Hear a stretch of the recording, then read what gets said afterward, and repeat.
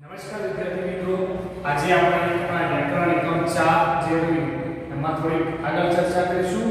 નયા વિડિયોમાં આપણે પરિચ્છેદ વિશે સમજ્યા હતા. આ વિડિયોમાં આપણે સર્વનામનો ઉપયોગ અને સંયોજન વિશે અભ્યાસ કરીશું. આપણા નેક્સ્ટ મુદ્દો છે સર્વનામનો ઉપયોગ.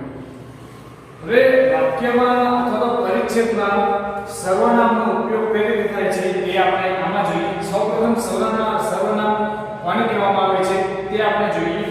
સર્વનામ એટલે કે જે નામના અર્થમાં વધારો કરે એને આપણે સર્વનામ કહીએ છીએ. નામ કે સંજ્ઞાની જગ્યાએ ઉપયોગમાં લેવાતો શબ્દ તે સર્વનામ. એટલે પેરેગ્રાફમાં કોઈ પણ વ્યક્તિનું નામ આપ્યું હોય કે સંજ્ઞા આપી હોય, આ સંજ્ઞાના બદલામાં અથવા તો સંજ્ઞાની જગ્યાએ જે કંઈ પણ અન્ય શબ્દ જે મૂકવામાં આવે એને આપણે સર્વનામ કહીએ છીએ. જે સર્વનામ કહ્યું એ વાક્યમાં વપરાયેલ જે નામ છે એ નામની જ ભૂમિકા ભજવતું હોય છે. જે નામ છે નામની બદલીમાં સર્વનામ મૂકવામાં આવે છે અને જે નામની ભૂમિકા હોય છે એ જ ભૂમિકા સર્વનામ ભજવતું હોય છે. વાક્યમાં લગાવવા માટે એકનું એક નામ વારંવાર વપરાતા ન વપરાતા એને સ્થાને જે શબ્દો એના પ્રતિનિધિ તરીકે વાપરી શકાય તે સર્વનામ. એટલે કે વાક્યમાં ટૂંકાપણું લાગાવવાનું લાવવા માટે જે એકનું એક નામ વારંવાર વપરાય છે એ એકનું એક નામ વારંવાર ન વપરાતા એને સ્થાને જે અન્ય શબ્દો આવે છે એ અન્ય શબ્દ એના પ્રતિનિધિ તરીકે વાપરી શકાય તે સર્વનામ. એટલે કે પેરેગ્રાફના વાક્યમાં કોઈ પણ વ્યક્તિ કે કોઈ પણ પદાર્થ અથવા તો કોઈ પણ સંજ્ઞાનું નામ વારંવાર પુનરાવર્તન થતું હોય તે પુનરાવર્તન ન થાય અને એની જગ્યાએ એ શબ્દની અથવા તો એ નામની પ્રતિનિધિત્વ તરીકે જે અન્ય શબ્દ મૂકવામાં આવે તે શબ્દને સર્વનામ તરીકે ઓળખવામાં આવે છે. બરાબર? એટલે કે સર્વનામ કોને કહે છે એ આપણે સૌ જાણી લીધું. વિદ્યાર્થી મિત્રો, અહીં પેરેગ્રાફ આપેલ છે કે અણધો મને સમજાતો હતો, ગામ લોકોને મન અણધો ગાંડો હતો, કુટુંબીઓએ અંધાને ગાડો ગણીને કાઢી મૂક્યો હતો, છોકરાઓ અંધાની પાછળ ધોક ઉડાડતા, કાંકરા મારતા, બૂમો પાડતા, ગાળો દેતા, પણ અણધો કદી ચીડાતો નહીં. અણધો જે ગામમાં જતો એ ગામની સફાઈ દિલપૂર્વક કરતો, પણ બદલાવ કશું માંગતો નહીં. વિદ્યાર્થી મિત્રો, આ પેરેગ્રાફમાં એક બાબત ધ્યાન આપજો કે અહીંયા જે અણધો નામની સંજ્ઞા રહી, જે અણધો શબ્દ રહ્યો એ વારંવાર એનો ઉલ્લેખ કરેલો છે. બરાબર? વારંવાર આખા પેરેગ્રાફમાં વપરાયેલો છે. મિત્રો, આ તો ફક્ત એક પેરેગ્રાફ છે અને એક પેરેગ્રાફ હજી આપણે સરળતાથી એક વખત બે વખત વાંચી જઈએ, પણ વધુ વખત વાંચીએ તો અણધો જે નામ વારંવાર આવે તો આપણને કંટાળાજનક લાગે છે. અને કદાચ જો આવો જ પેરેગ્રાફ સમગ્ર પાઠમાં આપેલા હોય અને સમગ્ર પાઠમાં આવો ફક્ત અણધો જ નામ આપેલું હોય તો શું થાય? આપણે એકદમ કન્ફ્યુઝ થઈ જઈએ. બરોબર? વાંચવામાં પણ કંટાળો આવે. હવે વાંચવામાં કંટાળો આવે એના માટે શું કરવું પડે કે જે અણધો રહ્યો એ અણધો નામની જગ્યાએ કંઈ બીજું નામ મૂકી તો આપણે વાંચવામાં ઘણી સરળતા ઊભી થઈ જાય. બરોબર? હવે અહીંયા જોઈએ કે અણધો મને સમજાતો ન હતો, ફક્ત અહીંયા અણધો રહેવા દે અને બીજી જગ્યાએ અલગ અલગ શબ્દો મૂકી તો શું થશે? વાંચવામાં સરળતા પડશે. અને આ જે નામ મુકાયા છે એ નામની જગ્યાએ આપણે અન્ય જે નામો મૂકીએ છીએ એને આપણે સર્વનામ તરીકે ઓળખીએ છીએ. બરોબર? હવે અહીંયા આપણે થોડીક ચેન્જ કરીએ કે જે અણધો નામ છે એ અણધા નામની જગ્યાએ આપણે કંઈક બીજા શબ્દો ઉમેરીએ. અહીંયા કહ્યું છે કે અણધો મને સમજાતો ન હતો, તો પ્રથમ વખત આપણે અણધો તો એમને રહેવા દઈએ છીએ. બરોબર? કારણ કે ખબર પડે કે કઈ વ્યક્તિ છે. તો કહે છે કે અણધો મને સમજાતો નહોતો, ગામ લોકોને મન અણધો. હવે અણધાની જગ્યાએ આપણે અહીંયા કઈ શબ્દ મૂકીશું? તે. બરાબર? ગામ લોકોને તે મન તે ગાંડો હતો. કુટુંબીઓએ હવે વળી પાછો અણધો શબ્દ આવે તો અહીંયા પણ બીજો એક શબ્દ અથવા તો નામ ઉમેરીશું. અને અણધાની જગ્યાએ શું કરીશું? કુટુંબીઓએ તેણી. અણધાની જગ્યાએ તેણી. ગાંડો બનીને કાઢી મૂક્યો હતો. છોકરાઓ અંધાની પાછળ વળી પાછો અણધો આવ્યો તો અહીંયા પણ શું કરીશું? બીજું નામ મૂકીશું, બીજો શબ્દ મૂકીશું તેણી. બરોબર? એટલે કે છોકરાઓ તેની પાછળ ધૂપ ઉડાડતા, કાંકરા મારતા, બૂમો પાડતા, ગાળો દેતા, પણ અણધો. અણધો એટલે આપણે અહીંયા કઈ શબ્દ આવશે? તે. અહીંયા બીજો શબ્દ મૂકીશું પણ તે કદી ચીડાતો નથી. અણધો જે ગામમાં જતો એ ગામમાં સફાઈ દિલપૂર્વક કરતો હોય. અહીંયા પણ અણધો છે. બરોબર? તો હવે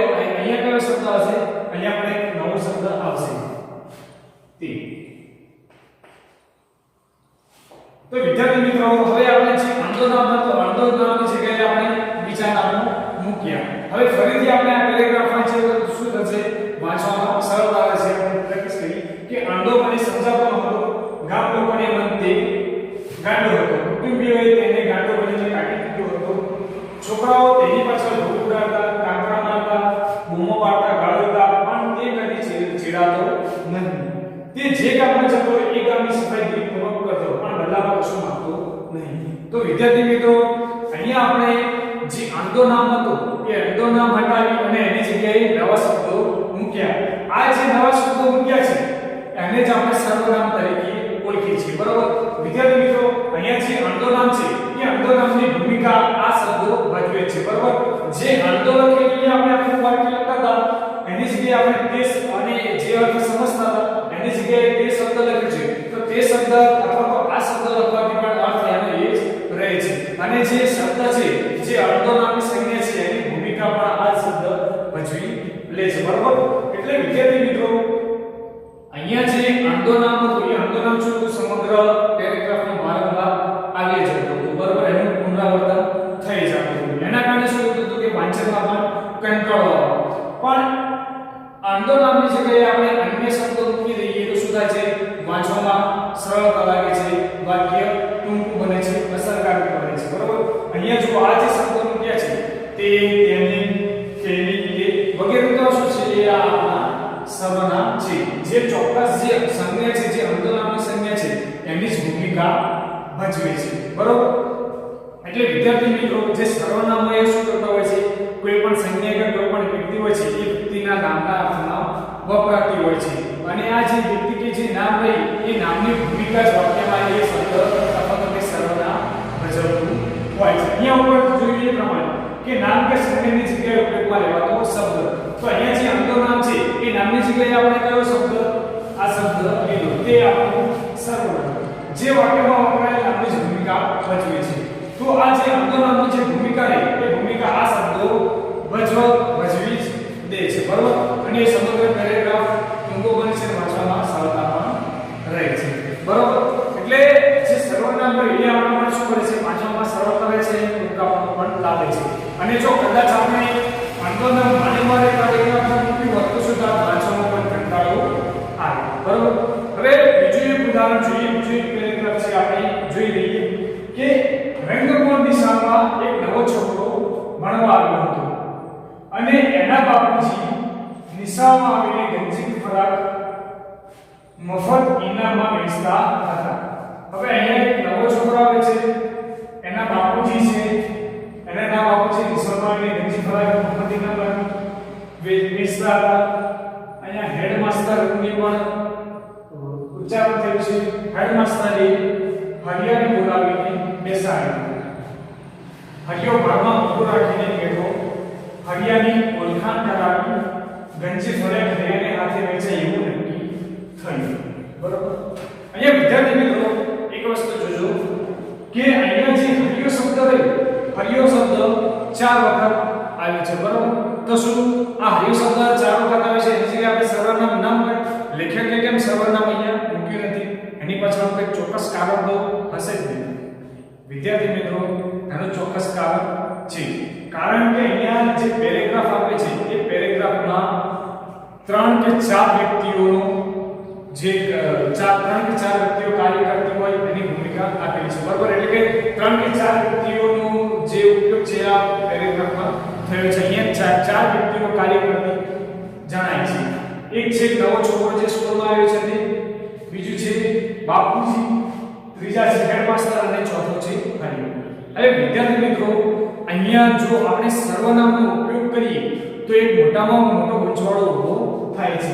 એ ગૂંચવાડો એ છે કે ઘણીવાર પરીક્ષામાં ઘણા પાત્રો પોતાની ક્રિયા કરી રહ્યા હોય ત્યારે સર્વનામ કોના માટે વપરાયું તેનો ગૂંચવાડો ઊભો થાય છે. અહીંયા જે પરિચ્છેદ રહ્યો એ પરિચ્છેદમાં શું છે 4 પાત્રો છે. આ 4 પાત્રો પોતાની ક્રિયા કરી રહ્યા છે.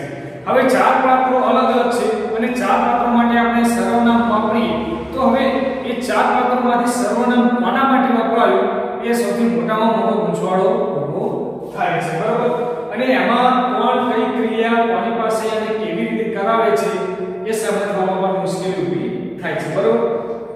અહીંયા જુઓ, હવે આખો પેરેગ્રાફ આપણા ભલે 4 વખત હરિયો નામ આપ્યું, પણ 4 વખત હરિયો નામ આપ્યું છે, એની સાથે બીજા 3 જે વ્યક્તિઓ એ ક્રિયાઓ કરે છે, બરોબર? તો એની સાથે 4 વ્યક્તિઓ ક્રિયા કરે છે, એટલા માટે અહીંયા સર્વનામ મૂકવામાં આવતું નથી.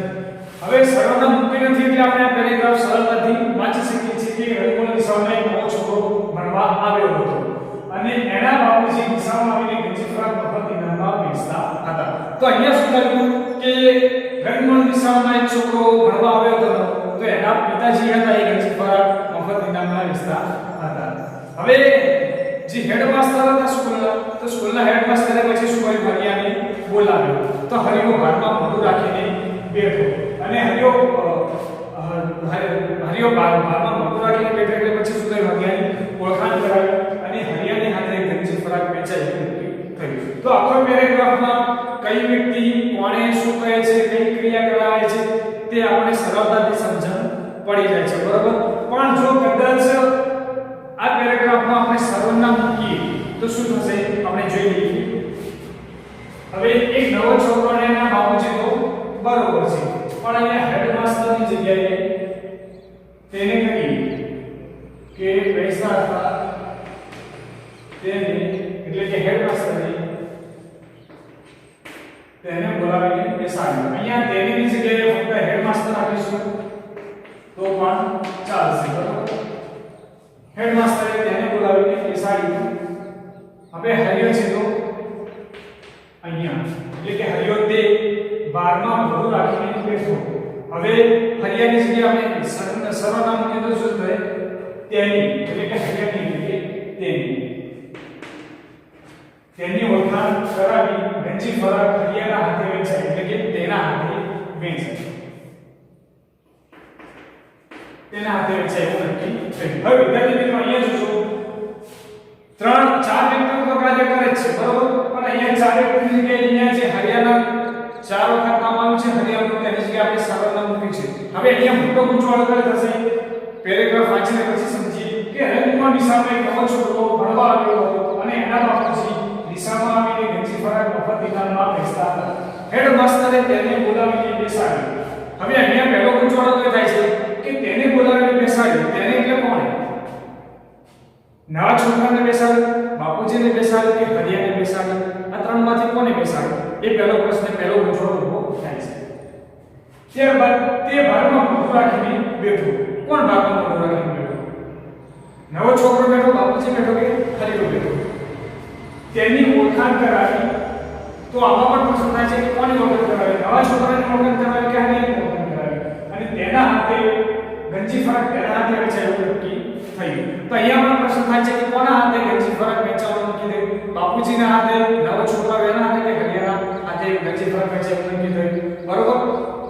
એટલે વિદ્યાર્થી મિત્રો, જ્યારે પેરેગ્રાફના બે કે તેથી વધુ જ્યારે વ્યક્તિઓ ક્રિયા કરતી હોય તો એ વખતે સર્વનામ મૂકવાથી શું થાય છે, ગૂંચવાડો ઊભો થતો હોય છે.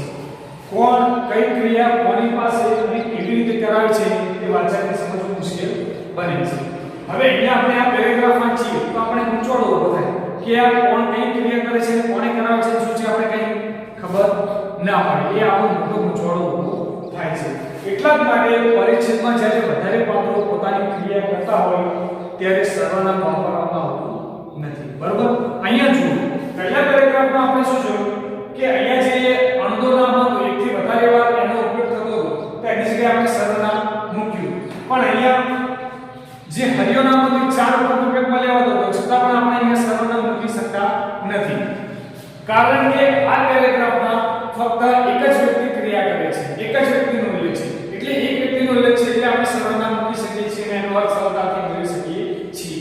જ્યારે આ પેરેગ્રાફમાં શું થતું હોય છે, 4 વ્યક્તિઓ પોતાની અલગ અલગ ક્રિયાઓ કરે છે અને જો 4 વ્યક્તિઓમાંથી આપણે સર્વનામનો ઉપયોગ કરીએ તો કયા વ્યક્તિ માટે સર્વનામ વપરાયું છે એ જાણવું સૌથી મોટો ગૂંચવાડો ઊભો થાય છે, બરોબર? એ જાણવું આપણા માટે મુશ્કેલ બને છે અને એના જ માટે જે પરિચ્છેદમાં વધારે પાત્રોનો સમાવેશ થયો હોય એ પાત્રોમાં આપણે સર્વનામનો ઉપયોગ કરતા નથી.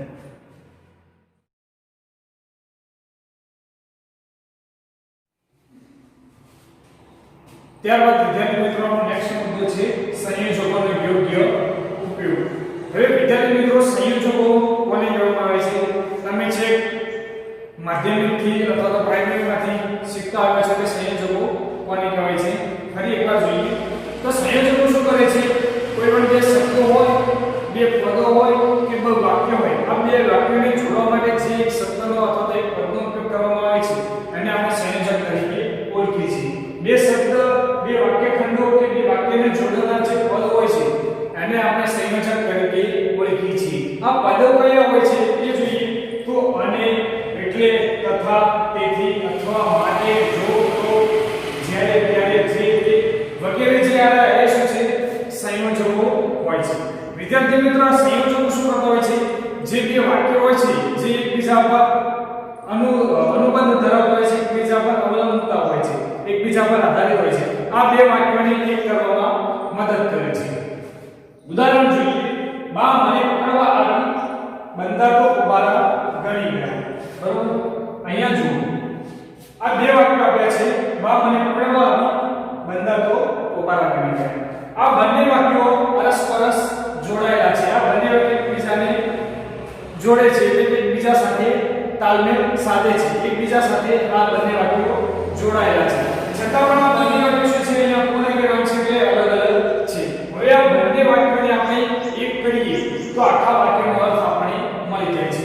અહીંયા જુઓ, બા મને પકડવા આવી, બંધાતો કુબારા ગણી ગયા. હવે અહીંયા લેખકોએ કહ્યું છે કે બંધાતો કુબારા ગણી ગયા, એટલે કે જે ભાઈ હતા એ તો ભાગી ગયા. હવે આ જે ભાગવાનું કારણ કયું છે? બા મને પકડવા આવી. આ બંને વાક્ય એકબીજાથી જોડાયેલા છે પણ છતાં પણ અલગ અલગ વાક્યો છે. હવે આ વાક્યની વચ્ચે આપણે એક સંયોજક મૂકીએ તો આખો અર્થ આપણે સરળતાથી સમજાવી શકીએ છીએ. પાઠમાં અથવા તો પેરેગ્રાફમાં જે આપણે છોટા છોટા વાક્યો આપ્યા હોય તેનું અર્થઘટન આપણે સરળતાથી કરી શકતા નથી. ઉપરથી આપણે કન્ફ્યુઝ થઈ જઈએ છીએ, મૂંઝવણ ભરી પરિસ્થિતિ ઊભી થાય છે. પણ સંયોજક મૂકીએ તો શું થાય છે? એનું અર્થઘટન સરળતાથી થાય છે. અને જવાબ આપણે જોઈએ કે બા મને પકડવા આવી.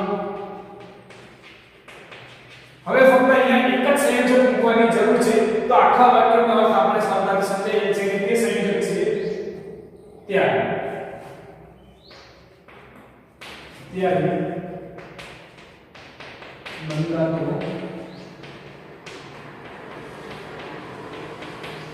કુબારા ગણી ગયા. બરોબર? એટલે વિદ્યાર્થી મિત્રો જુઓ, આ બંને વાક્યો એક જ હતા પણ અહીંયા અલગ અલગ વાક્યો કરેલા હતા. આ બંને અલગ અલગ વાક્યને ફક્ત આપણે એક જ સંયોજક મૂક્યું, એક જ પદ મૂક્યું ત્યારે તો શું થયું? આ બંને વાક્યો જોડાઈ ગયા, એક થઈ ગયા અને એનો અર્થ આખો આપણે સરળતાથી મળી ગયો. આ હતું કાર્ય. બરોબર? કે જે વ્યક્તિ હતો કે જે પાત્ર હતું એ ભાગી ગયું, કુબારા ગણી જવું એટલે ભાગી જવું, પણ એનું મૂળ કારણ શું? બાબાને પકડવા. હવે આ પ્રમાણે આપણે આ વાક્યને વાંચીએ તો આ વાક્ય આપણને કન્ફ્યુઝ થાય. પણ અહીંયા સંયોજક મૂક્યું એટલે શું થયું? આપણે વાક્યનું અર્થઘટન સરળતાથી કરી શકીએ છીએ અને જે વાક્યનો સાર રહ્યો સાર આપણે સારી રીતે સમજી શકીએ છીએ. બીજું ઉદાહરણ જોઈએ. એના જમાઈને લશ્કરમાં નોકરી હતી, તે પંજાબ તરફ તેની સાથે ગઈ. બરોબર? આ ઉદાહરણ પણ આની જેવું સેમ જ છે.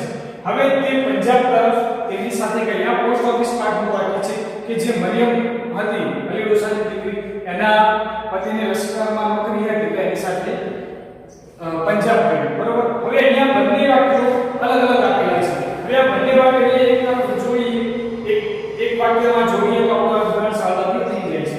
હવે અહીંયા આપણે બીજું વાક્ય છે કે તે પંજાબ તરફ તેની સાથે ગઈ. આ જાય છે. બરોબર? પંજાબ તરફ જાય છે પણ જવાનું કારણ શું? તો એનો જવાબ છે એના જમાઈને લશ્કરમાં નોકરી હતી. બરોબર? એટલે આ બંને વાક્યો શું છે? અલગ અલગ જોડાયેલા છે પણ એકબીજાથી અલગ છે પણ એકબીજાથી જોડાયેલા છે. બરોબર? હવે આ બંને વાક્યોને કરવા માટે અહીંયા પણ શું કરવું પડશે? સંયોજકનો ઉપયોગ કરવો પડે છે. એક પદનો ઉપયોગ કરવો પડે છે. જોઈએ. એના જમાઈને લશ્કરમાં નોકરી હતી. બરોબર? હવે અહીંયા ફૂલ સ્ટોપ છે. તેની જગ્યાએ આપણે એક પદ મૂકવું પડે છે. એ એક પદના કારણે શું થાય છે? આખા બંને વાક્ય એકમાં જોડાઈ જાય છે અને એ પદ છે તેથી.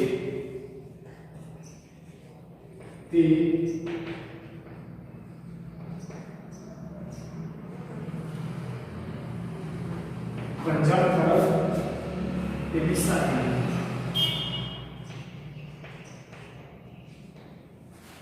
તો વિદ્યાર્થી મિત્રો બંને ઉદાહરણ જુઓ.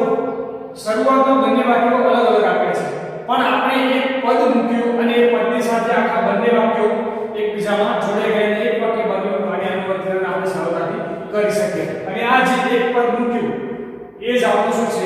સંયોજક છે. બરોબર? આ જે રહ્યા એ આપણા સંયોજક છે. આ આખા વાક્યો હતા, પણ અમુક શબ્દો પણ આવે છે. તો શબ્દો પણ શું થાય છે? શબ્દોની વચ્ચે પણ આપણે સંયોજક મૂકીએ તો બે શબ્દોની વચ્ચે સંયોજક મૂકેલા હોય છે. તો એ બે શબ્દને દૂર કરીને એક શબ્દ કરી દેવા છે, તો બે શબ્દ એક હોય તો એની વચ્ચે સંયોજક મૂકીને બે શબ્દને પણ અલગ કરી શકીએ છીએ. ઉદાહરણ જોઈએ રામ લક્ષ્મણ.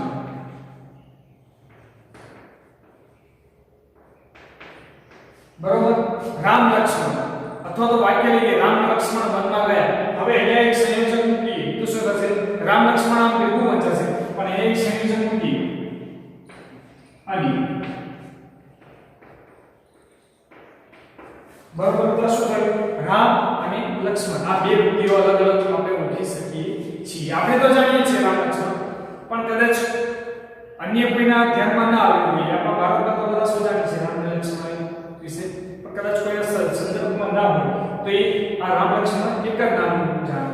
પણ અહીંયા સંયોજક મૂકીએ તો શું થાય? બંનેને અલગ કરી શકાય છે. એટલા માટે વિદ્યાર્થીઓ જે સંયોજકો હોય છે, સંયોજકોથી બે વાક્યના અર્થ વચ્ચે રહેલા સંબંધનો ખ્યાલ આવે છે. આ જે સંયોજકો રહ્યા એ સંયોજકોના કારણે શું થાય છે? જે બે વાક્ય રહે એ બે વાક્યો વચ્ચેનો જે સંબંધ રહ્યો એ સંબંધનો ખ્યાલ આવે છે. અહીંયા બધા તો પોવારા ગણી ગયા, વર્ષા કારણે ભાગી ગયા કારણ કે બા પકડવા આવી. તો શું થયું? બે વાક્યના અર્થ વચ્ચેનો એક સંબંધ રહેલો છે અને આ સંબંધ સંયોજક વડે દર્શાવી શકાય છે. બરાબર? સંયોજક વડે ખ્યાલ આવે છે.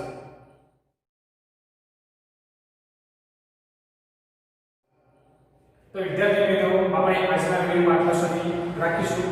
બાકીનું વ્યાકરણ આગામી વિડિયોમાં